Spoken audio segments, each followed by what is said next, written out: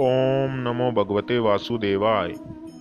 सभी रसिक जनों को नमस्कार। जैसा कि आपको विदित है कि पूर्व के 16 अध्याय में हम 16वें अध्याय में जय विजय के वैकुंठ से पतन के बारे में चर्चा कर चुके हैं। इसी श्रेणी में आगे बढ़ते हुए सप्तदश अध्याय में हम 17वें अध्याय में हम हिरण्यकश्यपु और हिरण्याक्ष का जन्म तथा हिरण्याक्ष की दिग्विजय के बारे में आज चर्चा करेंगे।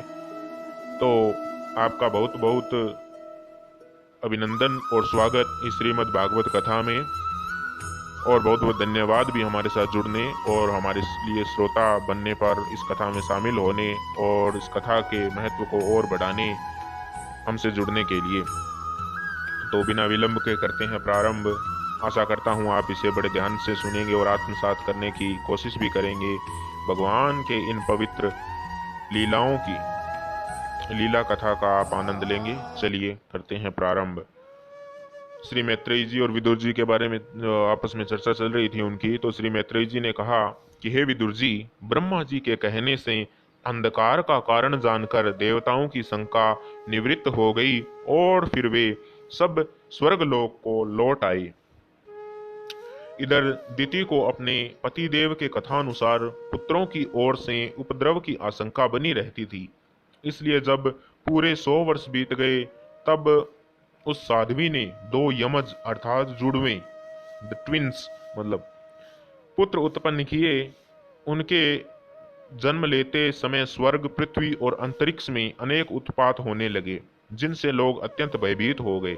जहां तहां पृथ्वी और पर्वत कांपने लगे, सब दिशाओं में दाह होने लगा, जगह जगह उल्कापात होने लगा, बिजलियां गिरने लगी और आकाश में अनिष्ट सूचक धूमकेतु अर्थात पुच्छल तारे, कोमेट बोलते हैं जी, दिखाई देने लगे। बार बार साए साए करती और बड़े बड़े वृक्षों को उखाड़ती हुई बड़ी विकट और असह्य वायु चलने लगी। उस समय आंधी उसकी सेना और उड़ती हुई धूल ध्वजा के समान जान पड़ती थी। बिजली जोर जोर से चमककर मानो खिलखिला रही थी। घटाओं ने ऐसा सघन रूप धारण किया कि सूर्य, चंद्र आदि ग्रहों के लुप्त हो जाने से आकाश में गहरा अंधेरा छा गया। उस समय कहीं कुछ भी दिखाई न देता था। समुद्र दुखी मनुष्य की भांति कोलाहल करने लगा। उसमें ऊंची ऊंची तरंगे उठने लगी और उसके भीतर रहने वाले जीवों में बड़ी हलचल मच गई। नदियों तथा अन्य जलाशयों में भी बड़ी खलबली मच गई और उनके कमल सूख गए। सूर्य और चंद्रमा बार बार ग्रासे जाने लगे तथा उनके चारों ओर अमंगल सूचक मंडल बैठने लगे अर्थात घेरे बनने लगे। बिना बादलों के ही गर्जने का शब्द होने लगा तथा गुफाओं में से रथ की गड़गड़ाहट का सा शब्द निकलने लगा। गांवों में गीदड़ और उल्लुओं के भयानक शब्द के साथ ही सियारियां मुख से दहकती हुई आग उगलकर बड़ा अमंगल शब्द करने लगी। जहां तहां कुत्ते अपनी गर्दन ऊपर उठाकर कभी गाने और कभी रोने के समान भांति भांति के शब्द करने लगे। विदुर जी, झुंड के झुंड गधे अपने कठोर खुरों से पृथ्वी खोदते और रेंकने का शब्द करते हुए मतवाले होकर इधर उधर दौड़ने लगे। पक्षी गधों के शब्द से डरकर रोते चिल्लाते अपने घोंसलों से उड़ने लगे। अपनी खिरकों में बंधे हुए और वन में चरते हुए गाय बैल आदि पशु डर के मारे मल मूत्र त्यागने लगे। गौएं ऐसी डर गई कि दुहने पर भी उनके थनों से खून निकलने लगा। बादल पीप की वर्षा करने लगे। देव मूर्तियों की आंखों से आंसू बहने लगे और आंधी के बिना ही वृक्ष उखड़ उखड़ कर गिरने लगे। शनि, राहु आदि क्रूर ग्रह प्रबल होकर चंद्र, बृहस्पति आदि सौम्य ग्रहों तथा बहुत से नक्षत्रों को लांघकर वक्र गति से चलने लगे तथा आपस में युद्ध करने लगे। ऐसे ही और भी अनेकों भयंकर उत्पात देखकर सनकादि के सिवा और सब जीव भयभीत हो गए तथा उन उत्पातों का मर्म न जानने के कारण उन्होंने यही समझा कि अब संसार का प्रलय होने वाला है। वे दोनों आदिदैत्य जन्म के अनंतर शीघ्र ही अपने फौलाद के समान कठोर शरीरों से बढ़कर महान पर्वतों के सदृश हो गए तथा उनका पूर्व पराक्रम भी प्रकट हो गया। वे इतने ऊंचे थे कि उनके सुवर्णमय मुकुटों का अग्रभाग स्वर्ग को स्पर्श करता था और उनके विशाल शरीरों से सारी दिशाएं आच्छादित हो जाती थी। उनकी भुजाओं में सोने के बाजूबंद चमचमा रहे थे। पृथ्वी पर जो वे एक एक कदम रखते उससे भूकंप होने लगता और वे खड़े होते थे तब उनकी जगमगाती हुई चमकीली करधनी से सुशोभित कमर अपने प्रकाश से सूर्य को भी मात देती थी।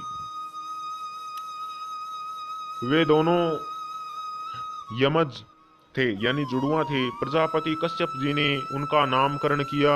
उनमें से जो उनके वीर्य से दिति के गर्भ में पहले स्थापित हुआ था उसका नाम हिरण्यकश्यपु रखा और जो दिति के उदर से पहले निकला वह हिरण्याक्ष के नाम से विख्यात हुआ।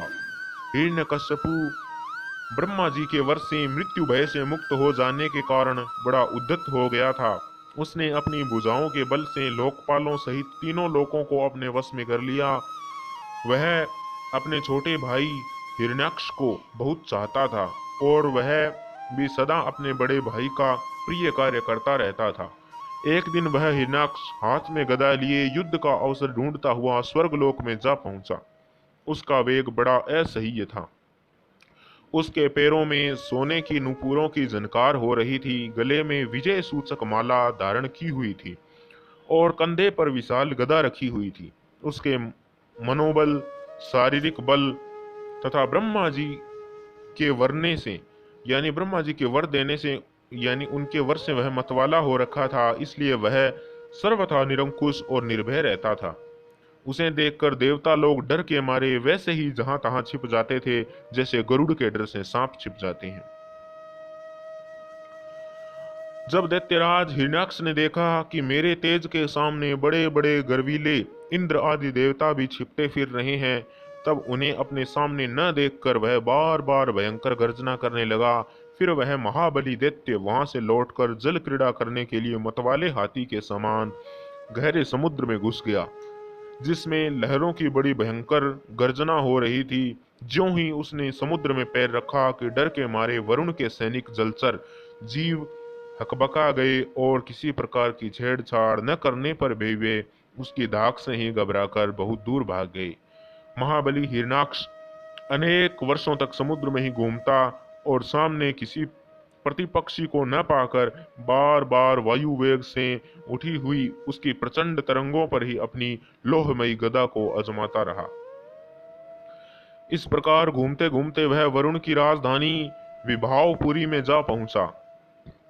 वहां पाताल लोक के स्वामी जलचरों के अधिपति वरुण जी को देखकर उसने उनकी हंसी उड़ाते हुए नीच मनुष्य की भांति प्रणाम किया और कुछ मुस्कुराते हुए व्यंग्य से कहा कि महाराज मुझे युद्ध की भिक्षा दीजिए।